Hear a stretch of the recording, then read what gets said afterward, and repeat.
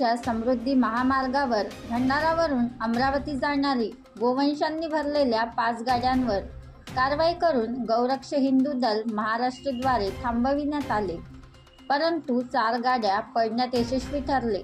तसेच एक गाडी नियंत्रण सुटल्याने 26 गोवंशांनी भरलेली गाडी जाऊन डिवायडरला टकरावल्याने त्यात असलेले 8 ते 9 गोवंश जागीच मृत पावले, बाकी गोवंश जखमी झाले।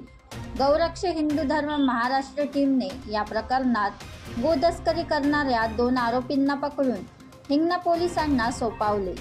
आरोपींची ओळख जुनेद विश्वखान यांच्यावर गुन्हा दाखल करून पुढील तपास पोलीस करीत आहेत।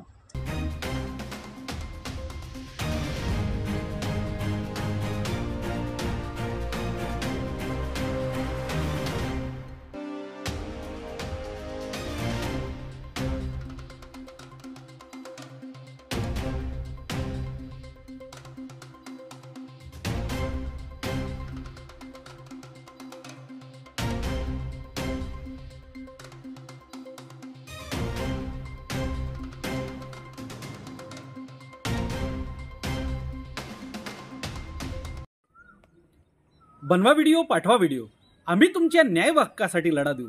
ताज्या बातम्या व घडामोडींसाठी पाहत राहा फक्त महाराष्ट्र लाईव्ह न्यूज।